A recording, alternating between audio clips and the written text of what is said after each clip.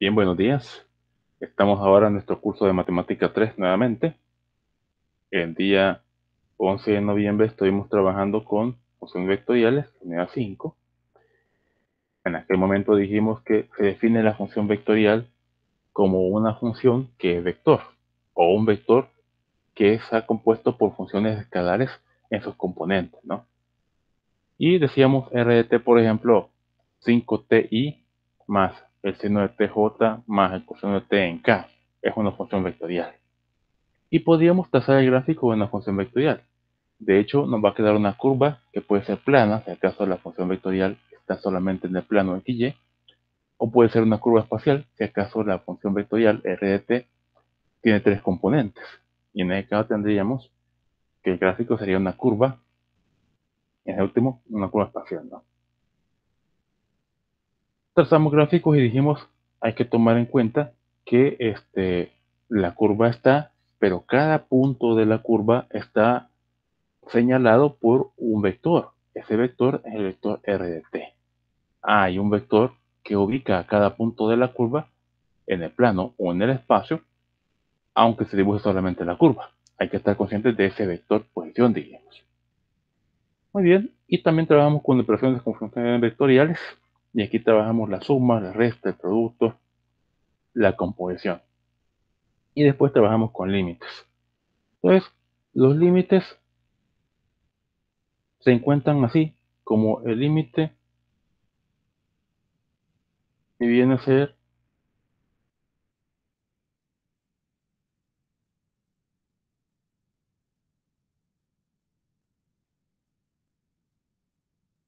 igual al límite de cada parte componente. El límite de una función vectorial es igual al límite de f en i más el límite de g en j más el límite de h en k, cuando r de t es igual a f de t i más g de t j más h de t en k. Ahí tenemos el límite. Y entonces ahí llegamos a nuestra sesión del 11 de noviembre y ahora estaríamos trabajando con continuidad de funciones vectoriales. Vamos a continuidad. Está acá enseguida. Aquí está. La función vectorial R es continua en el número A y solo si se satisfacen las tres condiciones siguientes. Que R de A existe. Es decir, la función vectorial R de t se evalúa en un valor concreto llamado A, y entonces al evaluarlo se encuentra la existencia de la función vectorial. Sí, porque podría ser que tuviéramos, por ejemplo, que A valiera 1 y tuviéramos una función vectorial que tuviera una componente escalar que fuera, por ejemplo, 1 entre 1 menos t. Si t vale 1, tendríamos 1 entre 1 menos 0. Y eso implicaría la indefinición de esa parte de la función vectorial. Y por lo tanto, la función vectorial completa. Entonces, R de A tiene que existir. ¿Sí? R de A tiene que existir. Y luego de eso, el límite de R de t cuando te tiende a ese número A también existe. Entonces, igual que antes, ¿no? Porque el límite de una función vectorial es otra función vectorial, es decir, otra función. Debe existir el límite cuando te tiende a A. Ya sabemos calcular límites también. Y además que ese límite sea igual a R evaluado en A.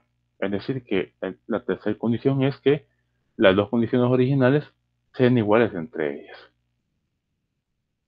De esta definición dice, una función vectorial es continua en el número A si y solo si sus componentes reales son continuos en A. Además, aquí debemos mencionar el asunto del dominio. El dominio de la función vectorial debe conocerse para poder hacer este análisis. Entonces habrá que encontrar el dominio de la función vectorial. Sí, habrá que encontrarlo. Y aquí pues hacemos mención también de lo que ya platicamos en la unidad 3, en la unidad que corresponde a ecuaciones paramétricas, porque estuvimos encontrando el dominio de ecuaciones paramétricas. Decíamos que si acá tenemos tres ecuaciones paramétricas, x igual a f de t, y igual a g de t, z igual a h de t, Entonces, que el dominio de las ecuaciones paramétricas sería la intersección de dominios. Y así encontramos el dominio de cada parte, el dominio de x, el dominio de y y el dominio de z. O sea, los valores de t que pueden tomar x, y y z. Y entonces encontramos que cada dominio se va a intersectar con los demás y así de la intersección hacía el dominio de todas las ecuaciones paramétricas. Aquí también, aquí tendríamos que el dominio de una función vectorial sería igual al dominio de cada componente encontrado e interceptado. Encontramos el dominio de cada parte y los interceptamos y ese sería el dominio de la función vectorial. Veamos este ejemplo. Determínese los números en la siguiente función vectorial es continua. Y aquí está, r de t igual seno ti más logaritmo natural de tj más t cuadrado menos 1 entre menos 1 en k. Vale, necesitamos encontrar el dominio de R. El dominio de R es tomando en cuenta al seno, al logaritmo natural de t y a t cuadrado menos 1 entre t menos 1. ¿Cuál es el dominio del seno? El dominio del seno se puede encontrar a partir de su gráfica.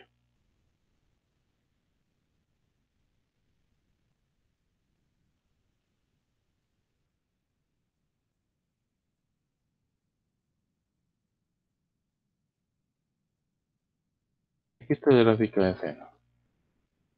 ¿Sí?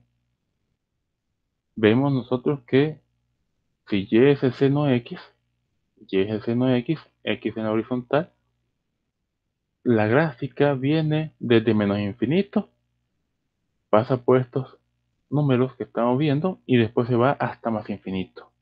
La función tiene el dominio de todos los reales, ¿no? Porque estos números que están acá son números reales. Entonces el dominio del seno son los reales. Tenemos eso, ¿no? El dominio del seno son los reales. Vamos con el logaritmo natural.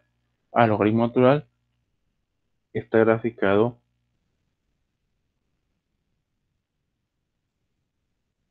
así.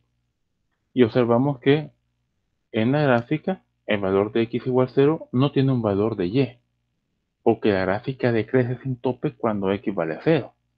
Es decir, que la curva se acerca mucho al eje y negativo, mucho, mucho, mucho, mucho, conforme la función decrece, pero jamás llega a ser x igual a 0 para la función. Entonces quiere decir que x igual a 0 no está tomado dentro del dominio de la función logaritmo natural de x. Ciertamente que no. Entonces estaríamos yendo desde 0 hasta más infinito, sin incluir el 0, es decir, abierto en 0 hasta más infinito, para establecer el dominio de la función logaritmo natural. Ya tenemos entonces el dominio de la función logaritmo natural. Y luego, pues t cuadrado menos 1 entre t menos 1, ¿cómo se establecería ese dominio? Aquí tenemos una función que es una fracción, es una función racional. La función esta se define en t igual 1. Sí, porque si usted mete t igual 1 acá, tendría 1 menos 1 entre 1 menos 1. 0 entre 0 le queda el resultado. Ese es un número indeterminado. Es decir, que no se sabe cuánto vale 0 entre 0. Es indeterminado. Por lo tanto, t igual 1 no es parte del dominio de la función t cuadrado menos 1 entre t menos 1. Y por esa razón, el dominio de esta función es de menos infinito hasta 1 unido a 1 a más infinito, abierto en 1. ¿Ok? Entonces, habiendo visto eso, pues vemos aquí la solución, puesto que el seno está definido para todos los números reales, lo que habíamos dicho, el logaritmo natural de t está definido cuando t es positivo, solamente cuando t es positivo, y t cuadrado menos 1 entre t menos 1 está definido en todo número real distinto de 1, pues entonces el dominio de R es este. Los valores de t tales que t sea positivo y además t no sea 1. Este es el dominio de R. Es la intersección de los tres dominios individuales. Eso se puede también escribir así. Así. 0 a 1 unido a más infinito. números positivos, todos los positivos a excepción del 0 y a excepción del 1. ¿Sí? Ahí tenemos acá también todos los positivos a excepción del 1. El 1 no es positivo, ¿verdad? El 1 es neutro. Pues todos los positivos a excepción del 1. Si A es cualquier número del dominio de R, entonces R de A, que estamos haciendo la comprobación, R de A se encuentra con la primera condición. Evaluamos el seno, al logaritmo y al cociente en t igual a. Y tendríamos así, ¿verdad? Y luego el límite de R de t cuando t tiende a, aquí está, el límite de la función vectorial con sus partes componentes, encontrándose el límite cuando t tiende a, y eso va a dar igual a el seno a y más logaritmo natural de AJ más A más 1 en K. Notamos que es igual que el resultado inmediato anterior. Se cumple entonces, ya que esto es igual que esto, se cumple que el límite es igual a R evaluado en A, y por lo tanto se cumplen las tres condiciones y podemos decir que la función vectorial R es continua en A. Como conclusión general se dice, la función vectorial R es continua en cada número de su dominio. Ojo con esto, ¿sí? La función vectorial es continua en cada número de su dominio. Es importante encontrar el dominio de la función vectorial para poder establecer los números en los cuales va a ser continua la función. Porque si no, pues no vamos a poder encontrar esos números. Muy bien. Entonces aquí termina esta parte y están estos ejercicios que contemplan lo que vimos el 11 de noviembre y lo que hemos visto hasta hoy, o hasta este momento, pues. Hagan estos ejercicios para que practiquen, porque el tiempo es corto y la unidad que estamos trabajando es larga. Y también la siguiente unidad, la unidad 6, es también bien larga. Ahora pasaríamos a cálculo, es decir, estaríamos trabajando con derivada, definición, tema 4 de la unidad 5. Entonces, escribamos acá, derivada, derivada, definición, definición de derivada. Muy bien, vamos a trabajar las derivadas, pero no vamos a hacerlo con la derivación. Sin embargo, conviene que, digo, con la definición, porque es muy engorrosa. Y para derivar, pues hay reglas de derivación. Pero, como está en el tema, pues vamos a hacer una mención. Veamos la definición, ¿sí? Definición de derivada de una función vectorial. Si R es una función vectorial, entonces la derivada de R es una función vectorial, denotada por R'. Mira, si R es una función vectorial, entonces su derivada también es función vectorial y se denota por R'. Aquí no aparecen las flechas porque el libro ocupa letras en negrita, pero nosotros sí vamos a poner las flechas cada vez. Las vamos a poner.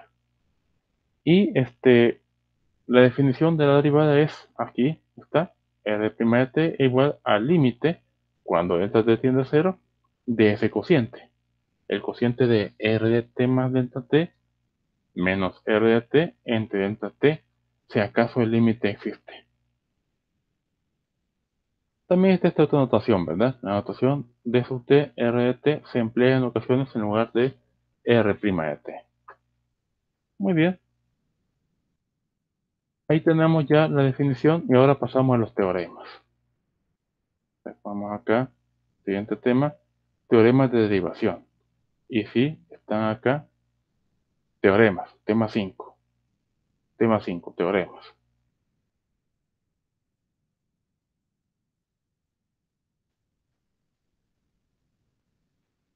Si R es una función vectorial definida por R de t igual f de ti más g de tj más h de t k, entonces R' de t es igual a f' de ti más g' de tj más h de t k. Si f', g' y h' existen. Entonces quiere decir que podemos encontrar la derivada de una función vectorial simplemente derivando las partes que la componen. Las partes que la componen son funciones escalares y están formando el vector al multiplicarse cada una por i, j y k en forma correspondiente.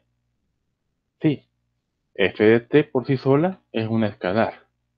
Si usted multiplica a f de t por i, obtiene un vector que es la componente vectorial de r de t en dirección de x. Lo mismo con g de t. La multiplica por j y ya le queda el componente vectorial. H de t lo multiplica por k y le queda el componente vectorial. Muy bien. Y al armar la suma de esas componentes vectoriales, encuentra r' de t. R' de t existe si cada una de las funciones vectoriales derivadas, de funciones escalares derivadas, existe. Sí, porque si acaso alguna de estas derivadas no existiera en algún valor preciso, por ejemplo, imagine usted que tuviera h' de t, que h' de t fuera 1 entre t, y usted quiere evaluar en t igual 0, le va a quedar 1 entre 0. Y ese número es indeterminado.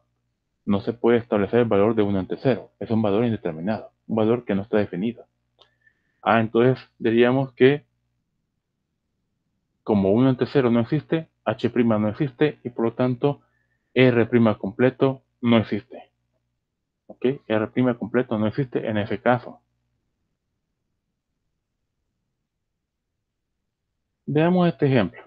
Dice, si r de t igual 2 seno t, 2 más seno de t, todo en i, más el coseno de t en j, menos t cuadrado en k, entonces r' se deriva, ¿verdad? Se deriva cada parte. Derivada de 2 más senos va a ser el coseno. Derivada del coseno será el menos seno. Y derivada de t cuadrado, pues 2t. Derivar no es problema. Ustedes pueden derivar. Solamente van a poner al final un vector. Tienen que darles así, ¿no? Pero aquí hay un detalle que necesitamos recalcar. Y tenemos esta gráfica. Esta gráfica en la que se muestra a r de t y a la curva que genera r de t, la función vectorial. Es una curva espacial. Pero acá se observa lo que estábamos diciendo la vez anterior. Seamos conscientes de que cada punto de la curva está ubicado a través de un vector de posición r de t. R de t que es el mismo que la función vectorial.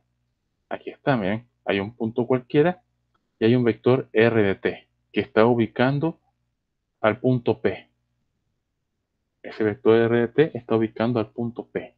Es un vector de posición.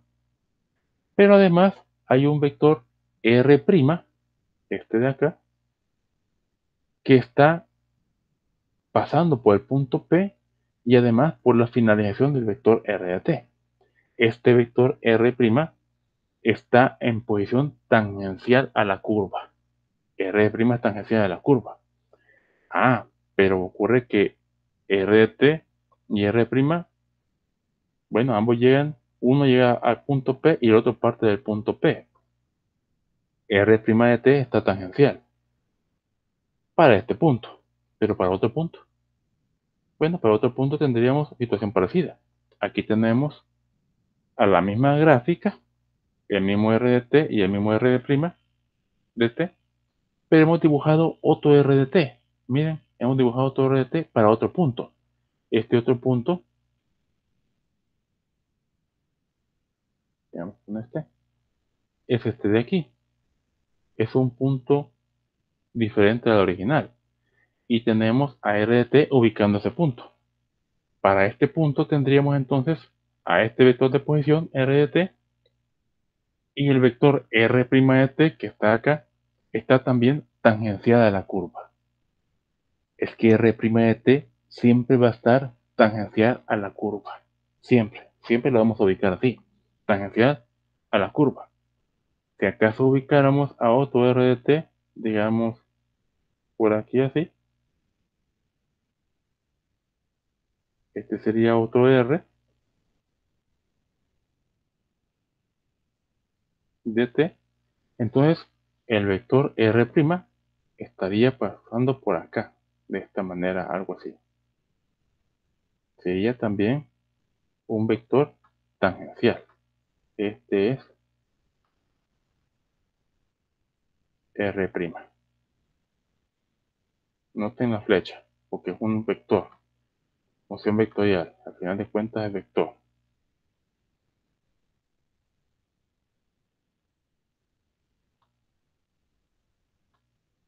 Así. Entonces el vector R' siempre será tangencial de la curva. Sí, siempre será tangencial. Y podemos encontrar tanto R como R' en términos de t, es decir, como una función que depende de una variable. O podríamos evaluar a la función R y también R' en algún valor particular de t. En algún valor particular de t.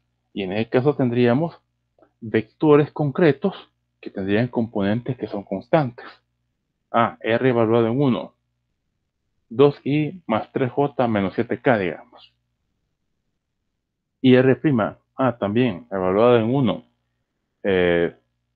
5i menos más 3j menos 8k. O un valor constante para cada componente. Este R' sería un vector constante. Ya no una función vectorial porque estamos evaluando en un valor particular de t. ¿Sí? Evaluación también está viejo ya, ¿no? Es una, bueno, en vez de t se escribe un valor numérico y se simplifica y ahí tiene usted al vector constante. Y así para otro valor de t puede encontrar todos los puntos de la curva y también todos los vectores de posición r y también todos los vectores tangenciales r'. Muy bien.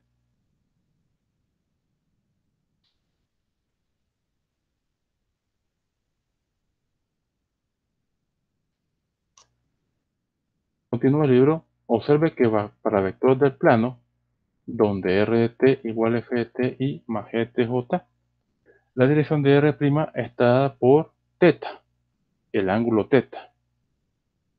Y teta está en este intervalo entre 0 y 2pi. Y además la tangente de teta se define como g' entre f'. Sí, porque ya que r' es igual a f' de t más en i más g' de t en j, tendríamos que la tangente de teta sería la componente en y entre la componente en x. O sea, g' entre f', la tangente de teta. Y esa sería la pendiente, ¿verdad? La pendiente es la tangente del ángulo,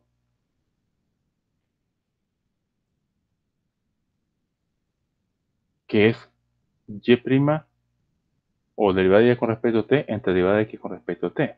Si eliminásemos el parámetro, tendríamos derivada de y con respecto a x. Y eso es m. La pendiente es y', ¿sí? La pendiente es y'. En el caso de funciones vectoriales que son espaciales, tendremos que abocarnos a ángulos directores para un vector.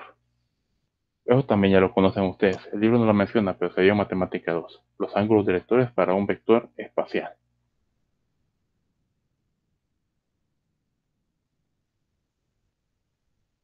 Muy bien. Ahora pasemos a esto derivadas de orden superior. Y lo ponemos aquí, ¿verdad? Porque es un tema también. Teorema de derivación. Derivación de orden superior.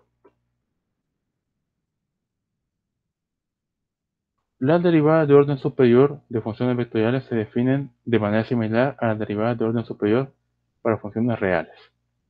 De este modo, si R es una función vectorial, la segunda derivada de R, denotada por Ri', está dada por Ri' igual derivada respecto a t de R' de t.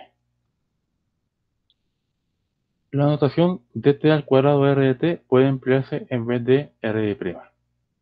Al aplicar el teorema 11.2 a R' se tiene que Ri' es f'B' de ti más G' de tj más H' de t en K. Si f'i', G' y H' de t existen. Es decir, usted podría tener a una función vectorial y la podría derivar una vez, dos veces, tres veces, cuatro veces, cinco veces, etc. Y podría encontrarse las derivadas de cada una de las partes para cada caso, ¿sí? Es decir, derivando las componentes escalares de la función vectorial completa. Y ahí tendríamos a la derivada de orden superior. En este ejemplo, si r de t es logaritmo natural de ti más 1 entre tj menos 1 entre t cuadrado acá, entonces ocurre que que r' va a ser la primera derivada de aquello. Aquí está, derivando el logaritmo natural de t, 1 entre t, derivando 1 entre t, 1 entre t cuadrado, pero negativo, y derivada de 1 entre t cuadrado sería 2 entre t cubo. Eso se puede derivar más fácilmente diciendo que 1 entre t cuadrado es lo mismo que t a la menos 2. O aplica la regla del cociente, no de la potencia, la regla de la potencia, y tendría menos 2t a la menos 3. Sería menos 2 entre t cubo. Entonces este signo está malo, tendría que ser más. Tendría que ser menos, ¿no? Este más tendría que ser menos. Y la segunda derivada es derivando esto. Deriva eso y le queda aquí la segunda derivada. Derivar ya no es problema para ustedes. Muy bien. Pasemos a esta definición. Definición de una función vectorial diferencial en un intervalo. Se dice que una función vectorial R es diferenciable en un intervalo si R' existe para todos los valores de t del intervalo. Aquí están ocupando la palabra diferenciable como ocupar la palabra derivable. Entonces, se dice que una función vectorial R es derivable en un intervalo si R' existe para todos los valores de t de ese intervalo. O sea que usted podría encontrar una función vectorial, la derivada de una función vectorial, y sería derivable en un intervalo si acaso ocurre que cada parte de la derivada existe en ese intervalo. ¿Sí? Por ejemplo, para el caso de esta que tenemos aquí antes, para esta r de t que termina acá, ella puede ser derivable en intervalo menos 1 o 10, pregunto, en menos 1 o 10. Bueno, vamos a ver, ¿va? La derivada de r de t es igual a esta. Y el intervalo de menos 1 a 10 incluye al valor 0. En t igual 0 va a ocurrir que al evaluarse la primera derivada obtendremos 1 entre 0 en i menos 1 entre 0 en j más 2 entre 0 en k. Entonces quiere decir que se indetermina cada componente o se indefine cada componente porque tenemos una cantidad partida por 0. No está definido, ¿verdad? 1 entre 0 no está definido. Por lo tanto, R no es derivable en el intervalo de 1 a 10 porque en 1 a 10, el intervalo de 1 a 10, está el valor 0. Y el valor de 0 indefine a la derivada. No existe la derivada en t igual 0. Por lo tanto, esta r de t no es derivable en el intervalo 1 a 10. Muy bien. Pasemos a estos teoremas de derivación. Esto es la aplicación de las reglas de la derivación en el caso de que trabajábamos en matemática 1. Aquí va a aplicar usted las reglas de la suma, de la resta, del producto, etcétera, ¿no? Como esas reglas ya se conocen, ya no es problema. Entonces, veamos teorema. La derivada de la suma de dos funciones vectoriales. Si R y Q son dos funciones vectoriales diferenciales en un intervalo, entonces R más Q es diferenciable en el intervalo. Y ocurre que la derivada de la suma de R más Q es igual a la suma de la derivada de R más la derivada de Q. Entonces quiere decir que usted podría encontrar la derivada de la suma de dos vectores o de dos funciones vectoriales de esta manera, como lo pinta la parte izquierda, o también lo puede encontrar de esta otra manera, como lo establece el miembro derecho. O sea que podría encontrar la derivada de la suma de dos vectores y eso implicaría que primero encuentre la suma de las funciones vectoriales y después derive, o que encuentre la suma de las derivadas. Implicaría que primero derive a cada función vectorial y después la sume, ¿verdad? Así que decir, este teorema de la suma se aplica igual que el de la resta. ¿Se recuerdan? En Mate 1 decíamos la regla de la suma, derivada de una suma es una suma de derivadas. También parte de la resta, ¿no? Derivada de una resta es una resta de derivadas. Menciono eso porque el teorema no abarca a la resta, pero se puede también aplicar de esa manera, ¿no? En la resta, con la resta. Veamos este ejemplo. Verifico el teorema inmediato 1124 para R de t y Q de t. Muy bien, verifiquemos. Hagamos primero miembro izquierdo, derivada de una suma. Entonces había que encontrar la suma. Sí, aquí está. Derívese esta suma. Esta suma, ¿sí? Va a hacer la suma y después se va a derivar. Aquí está, miren. Derívese esta suma. Ya está hecha la suma. Aquí está hecha la suma.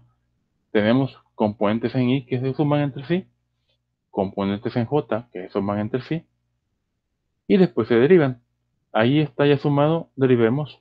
Tendríamos dos temas el coseno para derivación de esta parte de acá,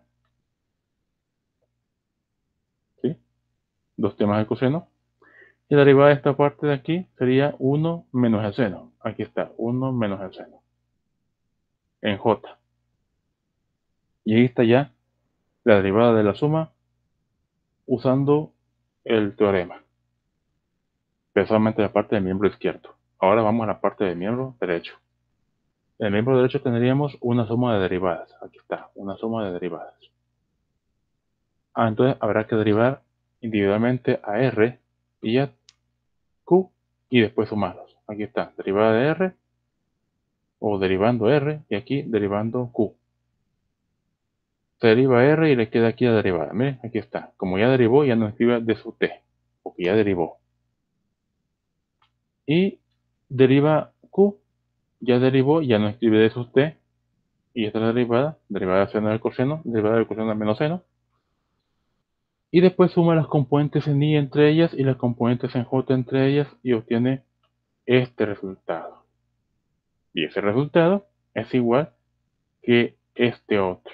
Por lo tanto, el teorema se cumple, ¿sí? Se verifica. Aquí está, derivada de R más Q es igual que la suma derivada de R más derivada de Q. ¿Ok? Ahora veamos el teorema de la derivada del producto punto de dos funciones vectoriales. Vaya, producto punto. El producto punto de dos funciones vectoriales genera a una función escalar. Así como el producto punto de dos vectores genera a un valor escalar. Y si usted va a derivar un producto, pues tiene que aplicar la regla de producto. La regla de producto dice que la derivada de un producto es igual a una suma. Y en la suma se deriva el primer componente y se multiplica por el segundo sin derivarse. Y el segundo elemento de la suma es el primer componente sin derivarse multiplicado por la derivada del segundo componente. Y donde haya producto tendrá que ver, en este caso, punto, porque estamos encontrando la derivada de un producto punto. Dice así el teorema: si R y Q son dos funciones vectoriales diferenciables en un intervalo, entonces R.Q es diferenciable en el intervalo, en el mismo intervalo, y la derivada de R.Q es simplemente derivada de R en punto con Q, ojo que en punto, con el vector Q, más R en punto, con la derivada de Q. De este producto punto de acá va a resultar una función escalar.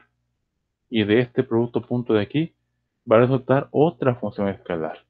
Suma esta función escalar con aquella función escalar y tendrá que obtener un resultado que sería también una función escalar. Muy bien, sí, porque el producto punto genera escalares, ¿verdad? Veamos el ejemplo. Verifique el teorema para las funciones vectoriales del ejemplo 1. Las funciones son r de t igual a t cuadrado i más t menos 1j y Q de T es seno TI más coseno TJ. De manera que R.Q es igual a esto. Mire, encuentra el punto de dos funciones vectoriales, el producto punto de dos funciones vectoriales, y sostiene una función escalar. Ahí está. Se generó una función y esta función no es vectorial, sino que es escalar. Y ahora derivando esa función escalar, derivaríamos acá para encontrar la parte izquierda del teorema. Obtenemos derivada de t cuadrado, que es 2t por el seno, más t cuadrado por derivada del seno, que es el coseno, aplicando la regla de producto. Y también acá vamos a aplicar la regla de producto. Tendríamos 1 por el coseno más t menos 1 por derivada del coseno, que es el menos seno. Ya no y j, ya no, porque estamos obteniendo escalares. Hacemos simplificación de esa función, como cualquier función, aplicando álgebra, y nos queda eso, ¿sí? Y eso es la derivada del producto punto. Ahora veamos la parte derecha del teorema. El teorema en su parte derecha tenía una suma, ¿verdad? Un producto punto de una derivada por una función vectorial. Y en la segunda parte, función vectorial por derivada de un vector. Aquí tenemos entonces que encontrar la derivada de R, que está acá, y la derivada de Q. Y ahora armar esta expresión. Derivada de R en punto con Q, más R en punto con la derivada de Q. Tendríamos entonces derivada de R que ya se encontró en punto con Q. Y aquí está Q. Q intacta, como se dio originalmente. Habrá un producto punto de acá y obtendremos una cantidad escalar. Más R en punto con la derivada de Q. Aquí está. Hacemos producto punto y obtendremos una cantidad escalar. Aquí está la función escalar. Función escalar y función escalar. Y la suma de eso nos va a generar a esta función escalar, la simplificación. Y esto observamos que es igual que el primer resultado. Entonces, ciertamente, el teorema se cumple, ¿verdad? Aquí está diciéndose, al comparar 1 y 2, los resultados 1, que es este, y 2, que es este otro, se observa que se cumple el teorema 11.2.5 para estas funciones. Entonces usted quiere encontrar la derivada de un producto punto, puede hacerlo utilizando la parte izquierda o utilizando la parte derecha, porque se basa esto en la regla del producto. Sencillo, ¿verdad? Sencillo.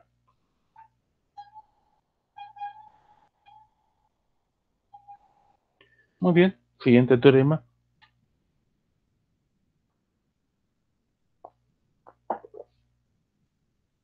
Derivada del producto de una función real y una función vectorial. Si R es una función vectorial diferenciable en un intervalo y f es una función real, aquí debo decir función escalar diferenciable en el intervalo, entonces la derivada respecto a t del producto de la función escalar por la función vectorial es igual a la derivada de la función escalar por la función vectorial, más la función escalar por la derivada de la función vectorial. Nuevamente se ha aplicado la regla de producto, pero ahora noten ustedes que no se ha escrito el punto. El punto no se escribió acá, porque recuerden que cuando hablamos de vectores y también cuando hablamos de funciones vectoriales, el punto significa algo importante. El punto significa el producto punto, el producto escalar. Y cuando sea producto escalar de dos funciones vectoriales, deberá escribirse el punto. Pero en el caso que tengamos el producto de una función escalar como esta f con esta función vectorial, pues en este caso no habrá punto. No se escribe porque tenemos a función escalar con función vectorial. Como decir, un escalar por un vector. Como decir, 5 por el vector A. 5 vector A. Entonces, aquí tenemos escalar por vector. Y sabemos que este es escalar porque no se ha escrito con edita. Nosotros escribiríamos a R con flecha y a F sin flecha. Muy bien, aquí está aplicado el producto punto nuevamente. Y si usted quiere derivar un producto de función escalar por función vectorial, pues simplemente aplica la parte izquierda o la parte derecha del teorema. Y eso cae en lo mismo que hemos hecho últimamente con el producto punto, solo que ahora ya no usando punto, ¿verdad? Este teorema es simple, aplicando la regla del producto. Siguiente teorema, derivada del producto cruz de dos funciones vectoriales. Si R y Q son dos funciones vectoriales diferenciables, entonces la derivada de su producto cruz es igual a esta suma. Aquí también está aplicando la regla de producto. La derivada de un producto es una suma, y en la suma ocurre que la primera parte es un producto y la segunda parte también es un producto. En la primera parte se deriva el primero y no se deriva el segundo, y se multiplican. Y en la segunda parte no se deriva el primero y sí se deriva el segundo y se multiplican. Esta multiplicación tiene la misma naturaleza que la original. Estamos hablando de producto cruz, es decir, producto vectorial. De este resultado se va a obtener a otro vector. Ojo, se va a obtener a otro vector. Y vamos a hacer los productos vectoriales así como los hacíamos en matemática 2. Así, igualito, igualito. Sigue el libro para todos los valores de t para los cuales R' y Q' existen. Muy bien. Entonces, aquí estamos aplicando nuevamente el teorema del producto o la regla del producto para derivadas. Derivación del producto, cruz. Usted aplica derivación del producto cruz utilizando el miembro izquierdo o utilizando el miembro derecho y tiene que obtener el mismo resultado. Muy bien, siguiente teorema. Regla de la cadena para funciones vectoriales. Suponga que f es una función vectorial, h es una función real y g es la función vectorial definida por g de t igual f de h de t.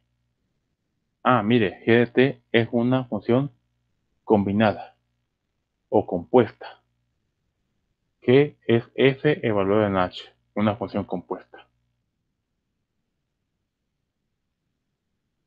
Si acaso phi es h de t y además derivada de phi con respecto a t y la derivada de g con respecto a phi existen, entonces derivada de g con respecto a t existe y está de esta manera. Derivada de g de t con respecto a t es igual que el producto de derivada de g de t con respecto a phi por la derivada de phi con respecto a t. Este teorema es un tanto complicado, pero se resume y es lo mismo que aplicar la regla de cadena para el caso de la función compuesta. ¿Sí? Aquí, a este lado. Si usted necesita encontrar la derivada de una función compuesta, pues aplica simplemente la regla de la cadena, ¿no? Se tiene que derivar con respecto a x la raíz de x al cubo, pues aplica la regla de cadena, ¿verdad? Ahí también acá.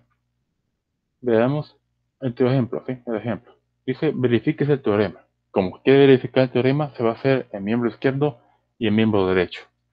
Pero podemos encontrar la derivada de g de t con respecto a t aplicando simplemente la regla de la cadena para la función compuesta que resulta. Si f y h están definidas así, aquí está f. F está definido en términos de phi. ¿Sí? Está definido en términos de phi. F de phi es phi cuadrado más exponencial de phi en j más el logaritmo natural de phi en k. Y h de t es el seno de t. Solución. Con phi igual h de t y g de t igual f de h de t, entonces tendríamos que g de t es igual a f, a esta función, evaluada en h.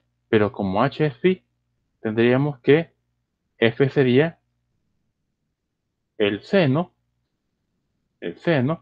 al cuadrado, más la exponencial de el seno, más el logaritmo natural de el seno, porque phi es el seno de t. ¿Sí? Como phi es el seno de t, f de phi sería f del seno al cuadrado más exponencial de phi del seno, más el logaritmo natural del seno, con i, j y k. ¿Ok? Y entonces al aplicar derivada a g de t, que es igual a f evaluada en el seno, tendríamos que obtener derivada de el seno de t al cuadrado, o sea, el seno cuadrado de t en i. Y eso es aplicando la regla de la potencia. 2 seno por coseno. Aquí está. 2 seno por coseno en i. Ya no lo hago porque ustedes ya lo pueden, ¿no? Y la exponencial del seno se deriva como derivar e a la u. Es e a la u puro prima.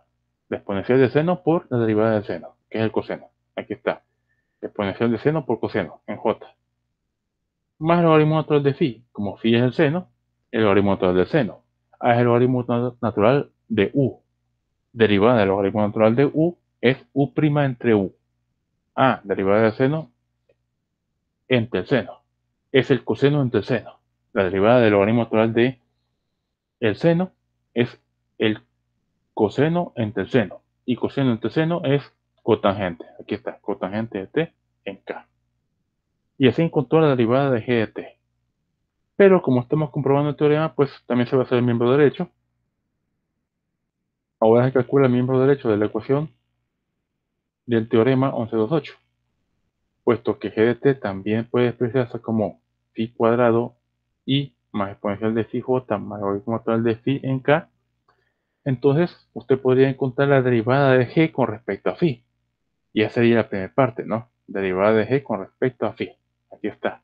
Y sería 2 phi, aquí está 2 phi, en i, más derivada exponencial de phi, por la misma exponencial de phi, aquí está, en j, derivada del logaritmo natural de phi con respecto a phi, 1 ante phi en k, por la derivada de phi con respecto a t. Pero phi era el seno, ¿verdad? Porque phi era igual a h de t. Entonces, si vamos a derivar a phi con respecto a t, vamos a derivar a phi, que es el seno, aquí está, phi es h de t, y h de t es el seno, por lo tanto phi es el seno. Vamos a derivar a phi con respecto a t, vamos a derivar a phi con respecto a t y phi es el seno. Ah, derivada de phi con respecto a t es el coseno. Sí, aquí está. Mire, el coseno de t, que es derivada de phi con respecto a t. Ahora se multiplica por esto, pero cambiando a phi por el seno, para tener a todo en términos de t. Sería 2 por phi, y phi es el seno, 2 por el seno. Más la exponencial de phi, exponencial del seno, en j. Más 1 ante phi en k, 1 entre el seno, en k. Todo por el coseno, que es la derivada de phi con respecto a t. Se simplifica y obtenemos este resultado que es igual que el que obtuvimos antes. Entonces podemos obtenerlo de la manera fácil, ¿no? Aplicando simplemente la regla de la cadena y así trabajando con el miembro izquierdo de la ecuación del teorema. Entonces observa, dice, el miembro derecho de la ecuación es igual al miembro izquierdo. Y por tanto, pues, se cumple el teorema 1128 para estas funciones. Muy bien. Sencillo, ¿verdad? Pero es más fácil aplicando la regla de la cadena. Muy bien. Veamos este teorema, ¿sí? Este teorema se aplica más adelante, dice por ahí. El siguiente teorema será empleado posteriormente. Vamos a verlo de todas maneras ahorita porque está en el camino. Si R es una función vectorial diferenciable en un intervalo y el módulo de R, ahí se lee eso, esto de aquí, el módulo de R, recordemos que R es un vector, el módulo de R, que es una función vectorial, es constante para toda t del intervalo, entonces los vectores R de t y R' son ortogonales. Vaya. Recordemos que R de t es el vector de posición para cada punto en la curva plana o espacial que está definida por R de t, la misma función vectorial, ¿no? Así comenzamos, ¿no? Dibujando funciones vectoriales. Y teníamos que la función vectorial se dibujaba como una curva plana o espacial y R de t vendría a quedar como un vector de posición de cada punto de esa curva plana. RT es un vector al final de cuentas. Si acaso esa magnitud del vector RT es constante, es decir, la longitud de la flecha, que es el vector RT en la gráfica, es la misma, es decir, magnitud constante, es decir, la misma longitud todo el tiempo, para toda t del intervalo, entonces los vectores RT, el vector de posición, y el vector R' son ortogonales. Recordemos que R' es un vector que está en la tangencia de la curva.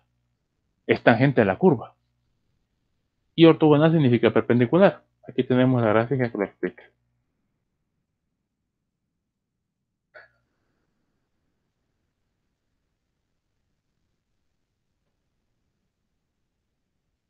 Aquí está. Mire, está una curva espacial que se construye a partir de la función vectorial RT. Hay un punto en esa curva espacial y está el vector RT señalando el punto. Es decir, que RT es un vector de posición del punto P. Y está el vector R'. R', este, es un vector que es tangente a la curva en el punto P. Pero mire, ya que RT es un vector, si acaso la magnitud de este vector fuera constante, entonces tendríamos nosotros que la longitud de la flecha no variaría.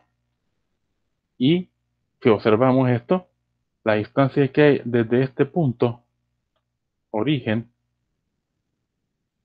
hasta este punto en la curva, es la misma que hay desde el origen a cualquier otro punto. Aquí, por ejemplo, tenemos la misma distancia que entre el origen y el punto P.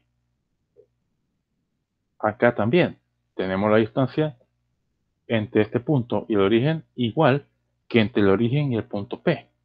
Entonces quiere decir que el vector R de t para estos casos que hemos mencionado, este punto y el punto de por acá, tiene la misma longitud del vector R de t.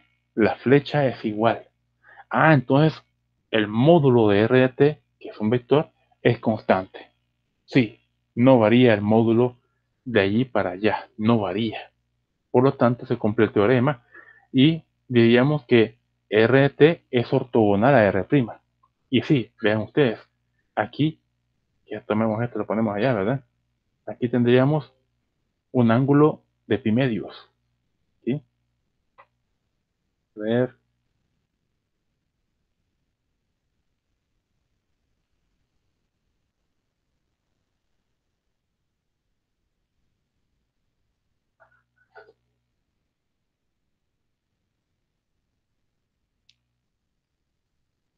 Mm, ujú.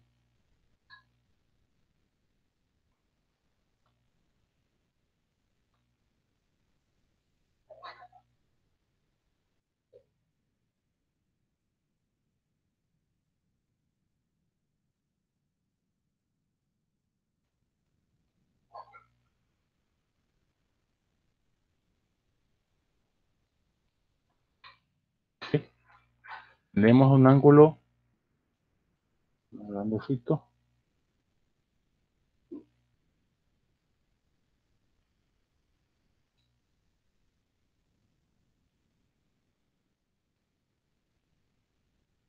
de pi medios acá, entre R y R'. Y para otro vector que estuviera acá,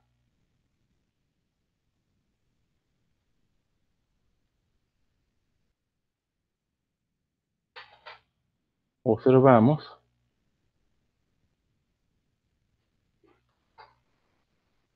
que esta longitud es igual que esta longitud. Por lo tanto, el módulo de R es constante en el intervalo que estamos observando, en el intervalo graficado. También de aquí para acá. Es la misma longitud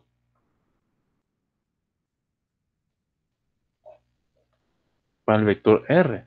Por lo tanto, el módulo es constante. Y en ese caso, pues tendríamos vectores R'.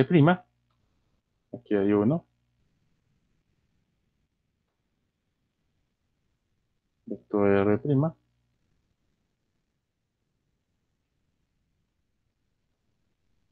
que es ortogonal a R. Mire, y aquí está el otro,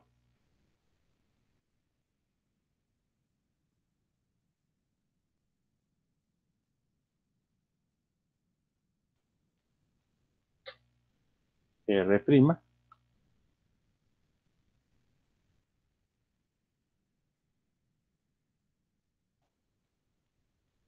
que también es ortogonal a R. Entonces se cumple el teorema. Si acaso el módulo de R es constante, entonces el vector R' es ortogonal al vector R. Así de simple. Solamente eso dice el teorema. Solamente eso dice, y si se cumple, estamos observando. ¿Ok?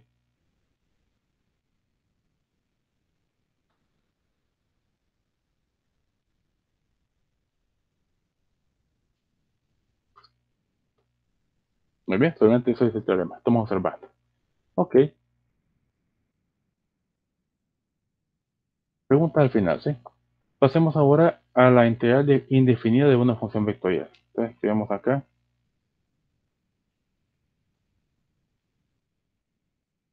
integral indefinida.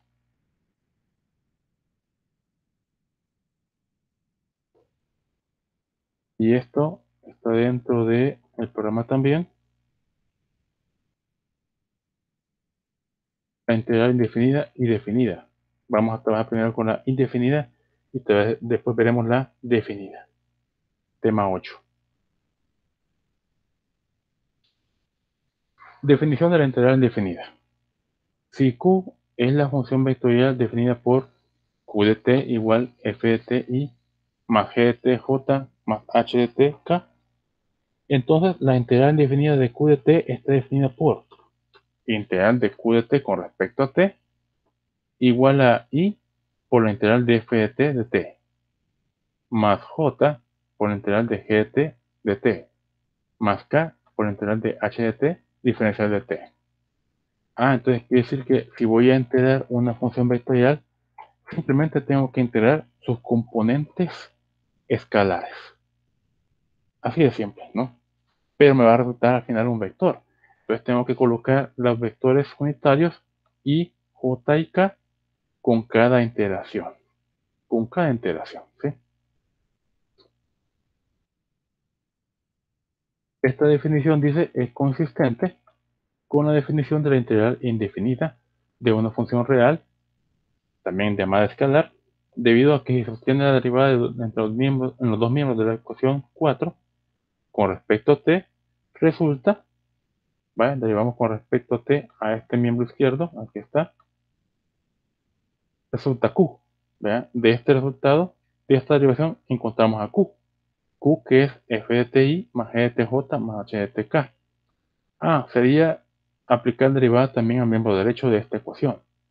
Estamos derivando aquí, entonces derivamos también acá. Y es lo que se ha escrito aquí. Y obtenemos a q, que es f de ti más g de tj más h de tk. Así como está dado acá. Obtenemos a q. Derivada de una integral es la función primitiva. ¿Ok? No, primitiva no, sino que integrada, ¿verdad? Estamos, quiero ver, estamos derivando a la integral. Si integramos a q, obtenemos una primitiva. Si elevamos a la integral, obtenemos la misma q. Así es la cosa. De cada una de las integrales indefinidas del miembro derecho de 4 se obtiene una constante escalar arbitraria. Cuando cada uno de estos escalares se multiplica por i, j o k, resulta la suma de un vector constante arbitrario. Así. Es decir, que al encontrar la integral de q de t con respecto a t, obtendríamos a r de t, que es la función vectorial original, o sea, primitiva. Aquí sí tenemos la primitiva. R de t es la primitiva. Pero se le suma una función vectorial c, o un vector c, que es una constante de integración. Esto es entonces un vector constante. C es un vector constante, que suma con la función vectorial r de t, donde derivada de r de t igual a q de t. Es decir, como esta es la primitiva, r de t es la primitiva, r es primitiva, la derivo y obtengo q. Pero si integro a q, obtengo la primitiva r. Y el vector c es un vector constante arbitrario. ¿Sí? El vector c es un vector constante arbitrario. ¿Ok? Ejemplo, determine la función vectorial más general, cuya derivada sea q de t igual seno ti menos 3 cos t j más 2t k. Bueno, la función vectorial más general. Cuando se dice más general, se habla de que habrá una constante de integración. El resultado debe tener una constante de integración cuando se pida la función vectorial más general. Aquella cuya derivada es esta q. Entonces quiere decir que esta q es la derivada de otra función. Y nos están pidiendo esa otra función. Y esa otra función se llama también primitiva. Es la primitiva que generó a la derivada q lo que nos están pidiendo y nos piden la más general. Es decir, que vaya acompañada de una constante de integración. Entonces vamos a hacer una constante, una integración indefinida. Aquí lo está diciendo también. Si d derivada de r es igual a q, entonces yo puedo encontrar r integrando q. Es decir, que r va a ser la integral de q. Y q es esto. Integro esto.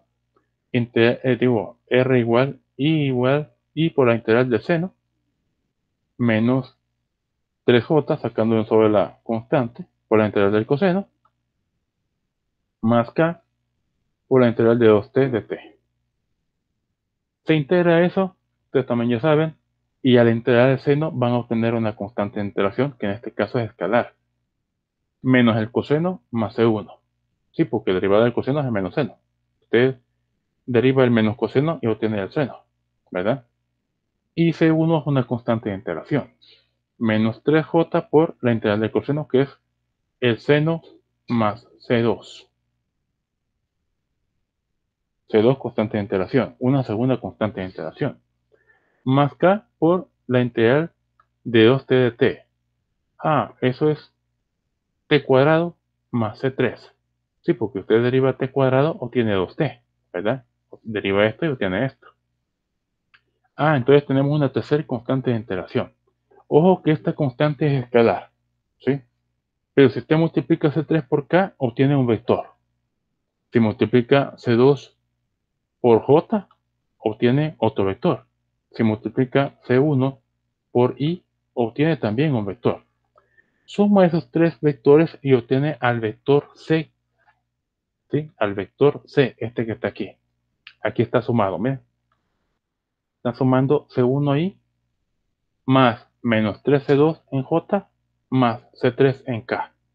Sí, porque tiene usted los productos indicados de la línea anterior.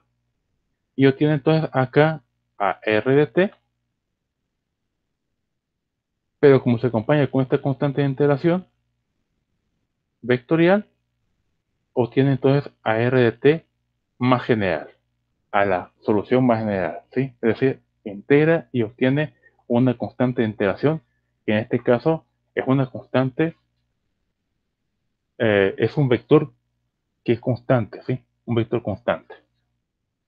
C1 constante, C2 constante, C3 constante, por lo tanto el vector C es un vector constante de integración. Simple, ¿verdad? Simplemente integración, también conocida. Hay casos que son un tanto particulares. Cuando se obtenga una expresión que ya no es la más general, vamos a tener un ejemplo como el siguiente. En ese caso, vamos a tener un valor particular para R. Un valor particular se obtiene siempre evaluando a R en algún valor de T. Y aquí se está dando el valor particular para R que corresponde a T igual 0. ¿Sí? Se dice, bueno, el ejemplo dice, obtenga el vector R de T para el cual la derivada es esta expresión y R de 0 igual I más J más 5K. Ojo, hay que diferenciar derivada de función original. La derivada puede ser R', o también puede ser d sub t r de t. Esta es derivada, lo mismo que R'. Pero esta R de 0 no es derivada. Esa es la función original R evaluada en 0. Esa función R evaluada en 0 va a arrojar un vector constante. Un vector que tiene componentes constantes. Ya no componentes función, sino que componentes constantes. Aquí está, R evaluada en 0 vale I más J más 5K. Un vector constante. Este valor R de 0, I más J más 5K, es un valor particular. Es una condición particular o condición frontera.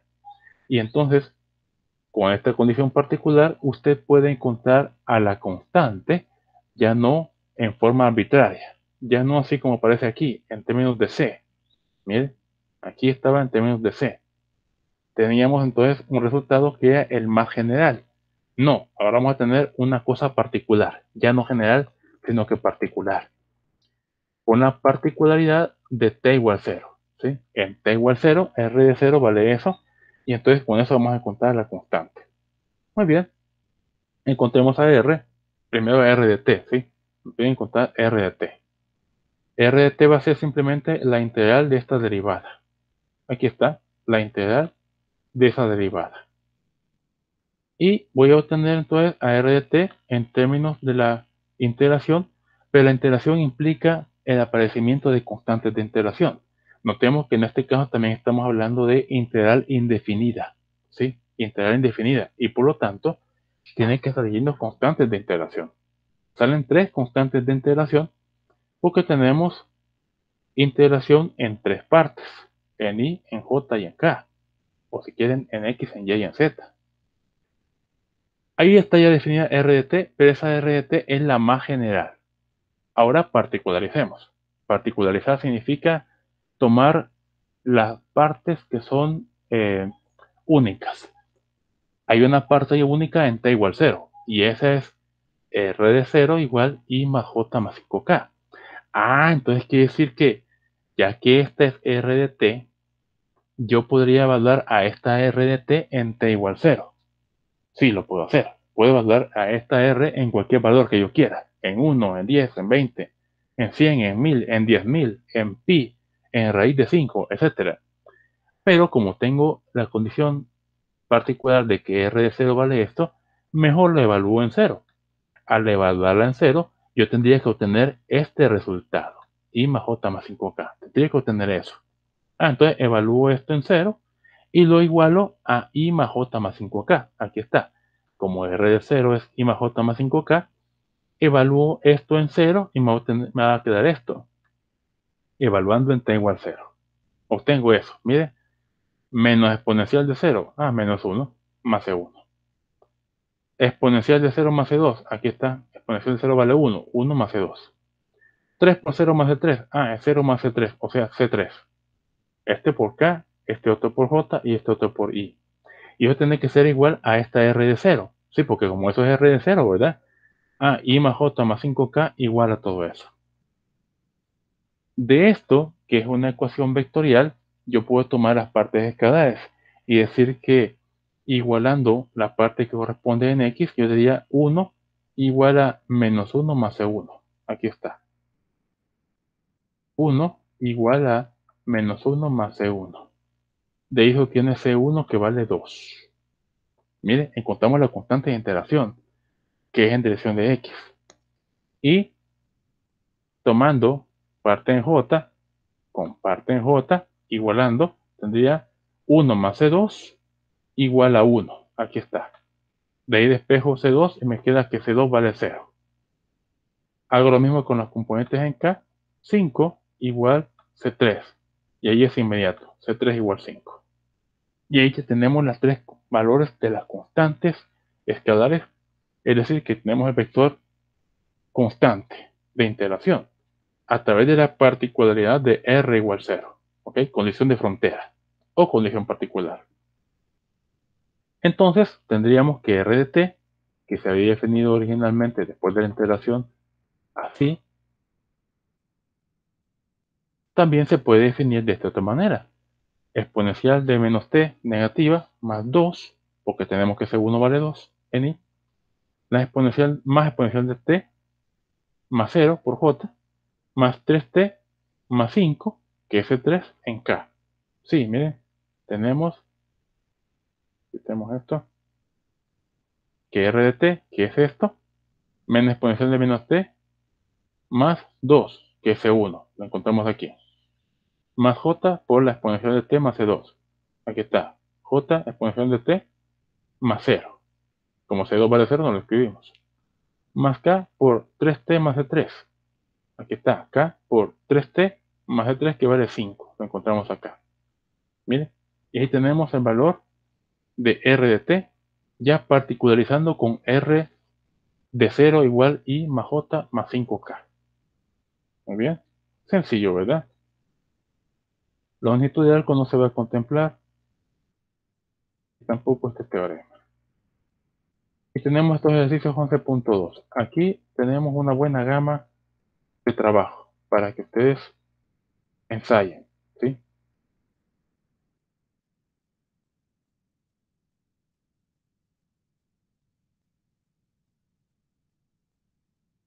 Muy bien, este tema, pero también está el tema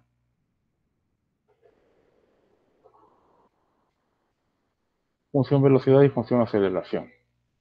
Vamos a abordar a estos primeros, función velocidad y función aceleración. Así que tenemos acá,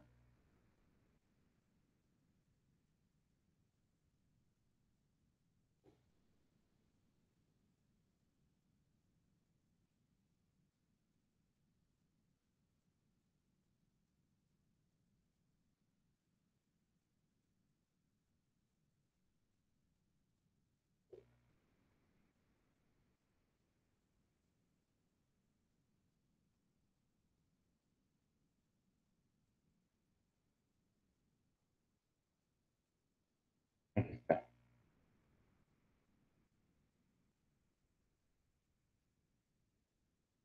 Entonces, ¿qué vemos acá? Ah, pero falta la integral definida. Integral definida de función vectorial. Falta la integral definida. Solo que ese tema no aparece en el libro. Entonces abordémoslo acá. Abordémoslo aquí. Vaya. Si acaso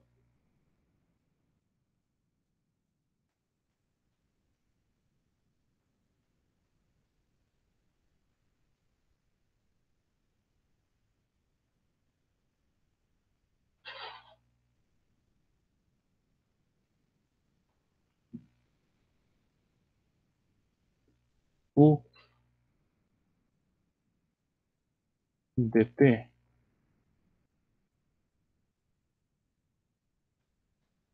se define como f de t i más g de t j más h de t k, entonces la integral definida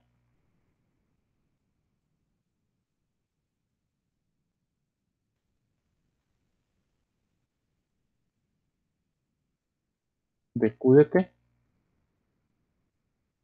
se define así. Vamos,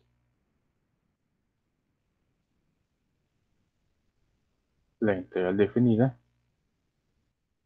desde a hasta b, a y b son valores de t,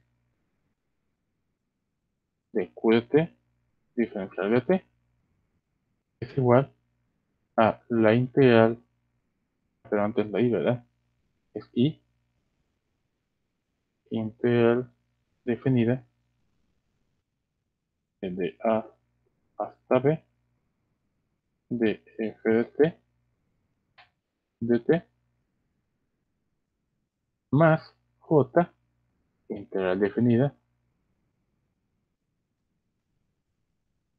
desde a hasta b de g de t de t más k integral definida de a hasta b de h de t de t. Igual que antes. Y vamos a hacer la integración, pero en este caso vamos a encontrar valores particulares directamente para cada integral individual. Entonces, aquí encontraríamos un valor constante acompañando acá. Sería hasta allí, hasta aquí, un valor constante, es decir, un valor escalar. 5, por ejemplo, multiplicando por k, se generaría a una componente vectorial. Hacemos lo mismo aquí, con esta otra parte, encontraríamos un valor numérico, acompañando a j. 7, por ejemplo, tendríamos 7j. Y hacemos lo mismo aquí, con la parte en i, encontramos una cantidad escalar numérica, 2, por ejemplo, multiplica por i. El resultado sería 2i más 7j más 5k. Entonces el resultado de la integral definida de una función vectorial es un vector constante. ¿Sí? Pongámoslo aquí. El resultado de la integración de una función vectorial ahí, es un vector constante. Así de simple, ¿no? Hagamos un ejemplo. Ejemplo, calcule la integral definida.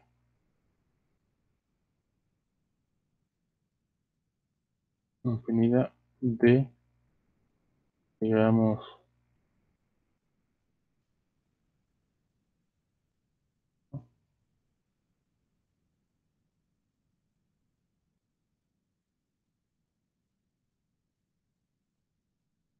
bien, tomamos uno de acá, ¿verdad?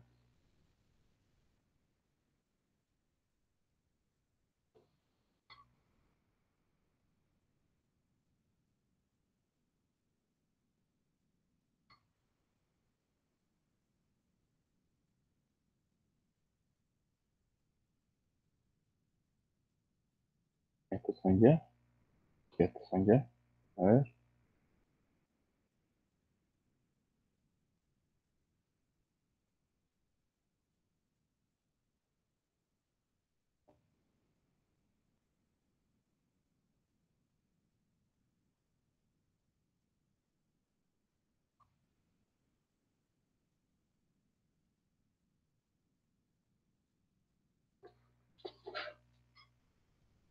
¿cuál podríamos tomar? Podríamos tomar, a ver,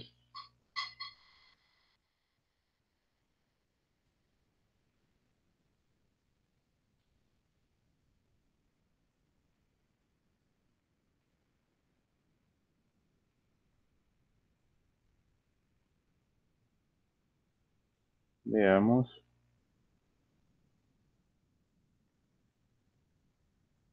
bien, es de 37,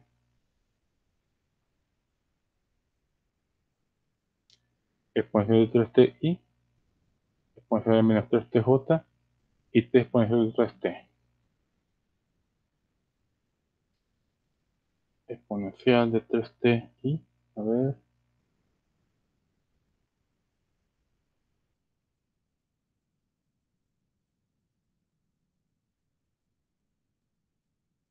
exponencial de menos 3, menos 3t, j, más, a ver, a menos ahí, menos t exponencial de 3t, menos t exponencial de 3t. Así.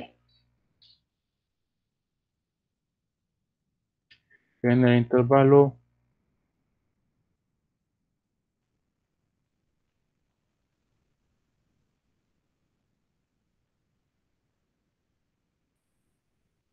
digamos de 5 a 8. ¿Vale? Entonces encontremos la integral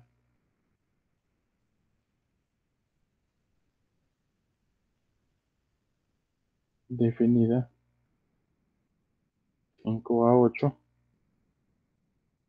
de esa q de t con respecto a t, ojo con diferencial, no se nos olvide, va a ser igual a i integral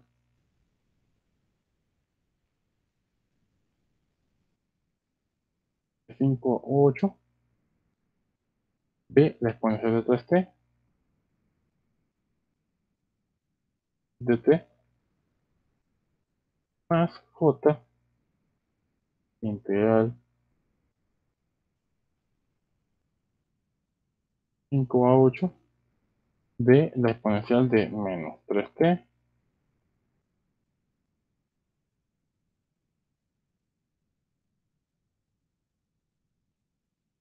de t menos k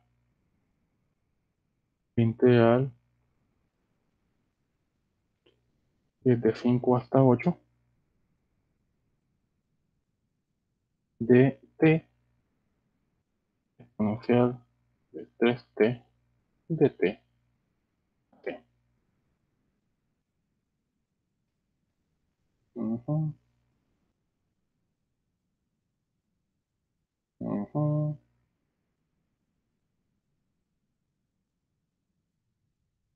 Entonces diríamos que esta integral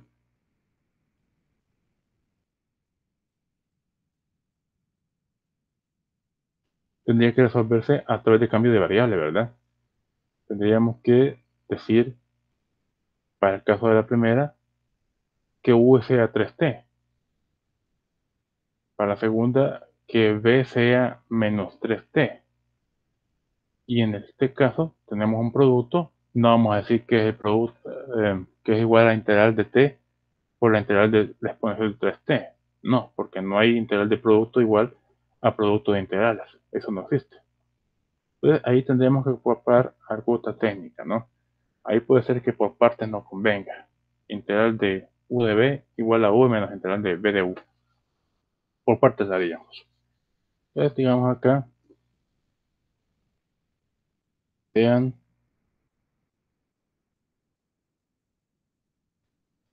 u igual 3t. Y esto implicaría que du sea igual a 3 de t. Y entonces tendríamos que du entre 3 igual al dt. Eso para la primera, ¿verdad? Para esta. Además, digamos que b sea igual a menos 3t. Y eso implicaría que db sea igual a menos 3 de t. Despejando, tendríamos que db entre menos 3 sea igual al dt. Y además, para aplicar integración por partes, recordemos que para escoger u de la integral de u de b, tenemos que repasar ILATE, ¿verdad? Inversa, logarítmica, algebraica, trigonométrica, exponencial. Entonces que la u sea t. Solo que aquí nos vamos a confundir con u y b. Mejor pongámosle, ¿cómo lo ponemos aquí? Vamos de esta manera. Pongámosle w a esta.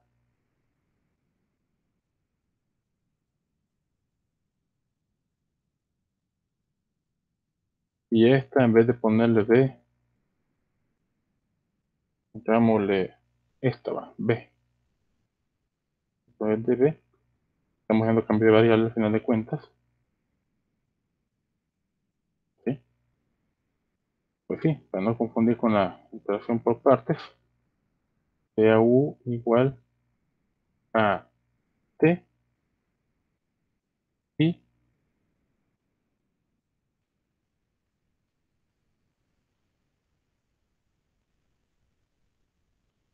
¿dónde están?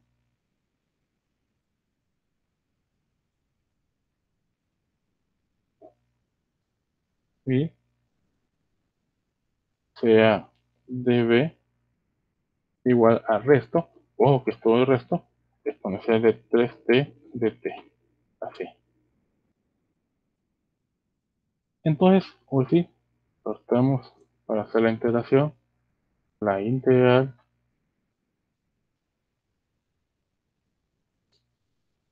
ay hombre, a ver, no sale, vale,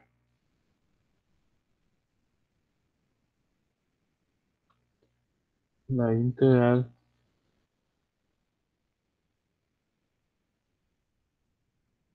de 5 a 8 de q de t viene a ser igual a i por la integral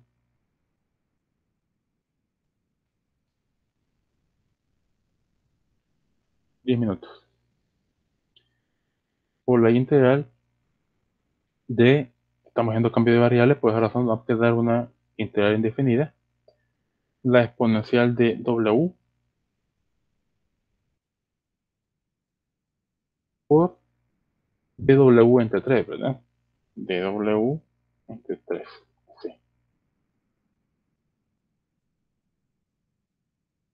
Más j integral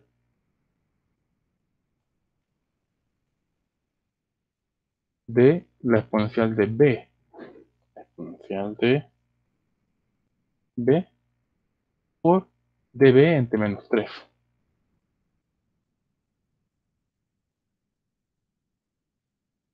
¿sí? Más k, ah no, menos k por la integral, ah, pero aquí estamos haciendo cambio de variable, no, perdón, integración por partes. Tendremos que escribir u por b menos integral de b de u, o sea que aquí nos faltó algunas cosas, ¿verdad? Tendríamos que ver un corchete aquí y escribir u por b, pero u vale t, ¿sí? No encontramos al de u ni al b, entonces aquí tenemos el de u igual al de t, y ya que de b vale eso, pues que el b valdría la integral de e a la 3t. Ah, aquí tendríamos que hacer lo mismo que estamos haciendo acá. Integral de e a la 3t.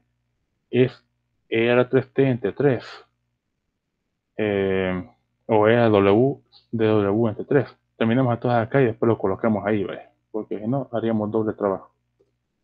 Entonces, llevamos aquí nuevamente la integral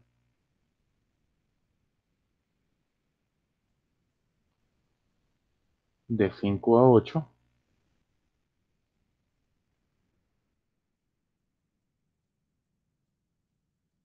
de qt es igual a i entre 3, ¿verdad? O si quieren i multiplicando por un tercio la exponencial de w, que integra como la exponencial de w, ¿sí? Más j, ah, pero aquí ya tenemos un, bueno, sí, saquemos menos de un solo, menos j por un tercio de la exponencial de b, integrado por la exponencial de b,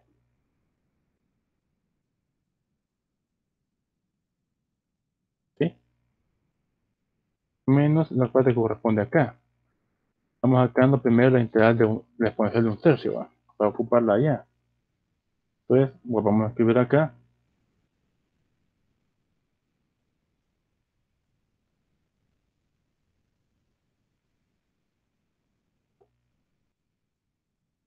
5 a 8, tenemos un tercio e a la w, un tercio e a la 3t. Y por un tercio e elevado a 3t. Así, y va. Entonces eso va a quedar aquí. Que b sería un tercio de 3t. Ya podemos marcar, porque estamos pendientes aquí, ¿verdad? Estamos integrando por partes. B por dB. No, U por dB. U que vale T por dB que vale exponencial de 3T. Exponencial 3T. Menos la integral de B de U. B que vale un tercio. Exponencial de 3T. Por B por du. B de U. Hasta aquí la integral, ¿verdad? Integral de. Eh, Como estamos en T, tenemos que ponerla definida. Ahora sería todo este. Que va aquí. De 5 a 8. Diferenciando T. A ver. Estamos con la integral de B de U. B y de U que vale ciertamente de T. Ahí está. Y aquí cerramos el corchete. ¿Sí? Y tenemos que continuar la integración. Aquí entonces tenemos esta parte y esta otra parte. Quiero ver. Nos queda un tercio exponencial de 3t. Aquí haríamos el mismo cambio de variable, ¿verdad? Bueno, pongamos aquí t exponencial de 3t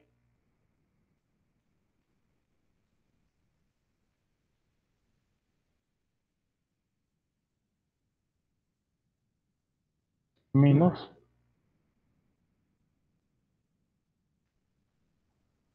pero aquí bueno, también hay que evaluar esa en 5, 8, t exponencial de 3t.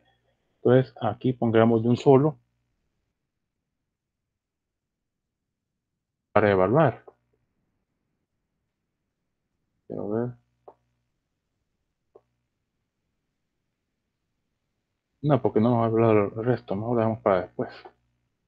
Sí, entonces diríamos acá, con cambio de variable, la integral de un tercio exponencial de 3t. Tendríamos cambio de variable nuevamente, ya hicimos el cambio con W.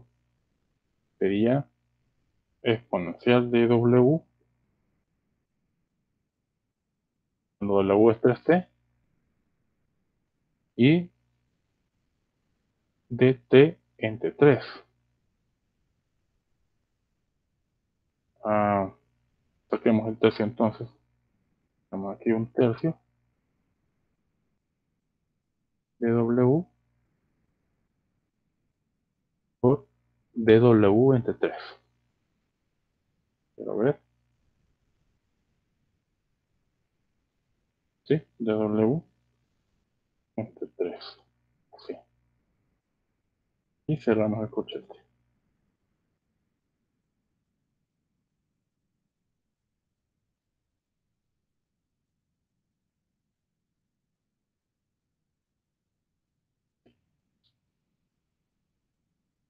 Vamos a evaluar todo. Tendríamos un tercio exponencial de 3t. Todo este se va a evaluar de 5 a 8.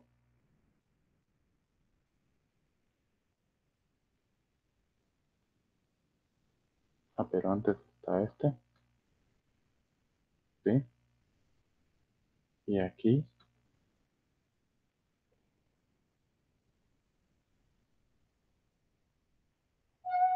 así.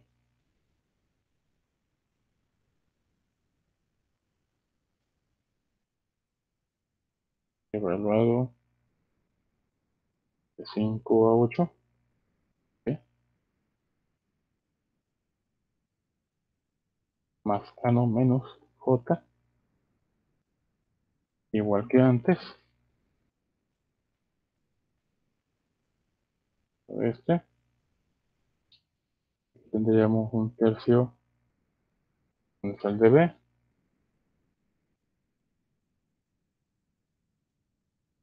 pero b vale menos 3t.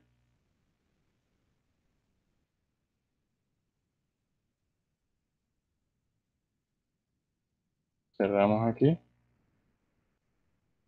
Me comí una cosita. Vamos a quitar esto. Pero antes, vamos a esto. ¿Sí?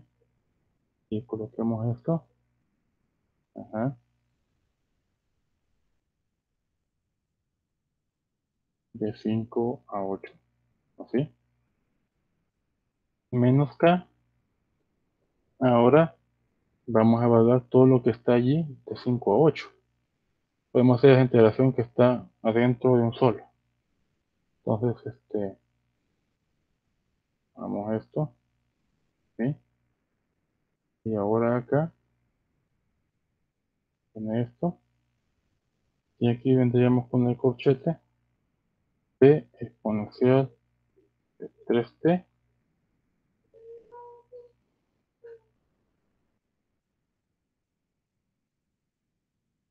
menos esa integral, nos quedaría un sexto, ¿verdad? Un sexto era la w. Un sexto era la w. Pero ya de un solo sacando la de w, y w vale 3t, un sexto exponencial de 3t. Cerramos el corchete acá y se evalúa de 5 a 8. Y ahí obtendríamos número en i, número en j y número en k. Ya tendríamos la integral de 5 a 8. Muy bien, llega hasta acá el video para que ustedes hagan sus preguntas y también para que me terminen este ejercicio, ¿sí? Terminen este ejercicio y díganme cuánto vale la integral de 5 a 8 de QT.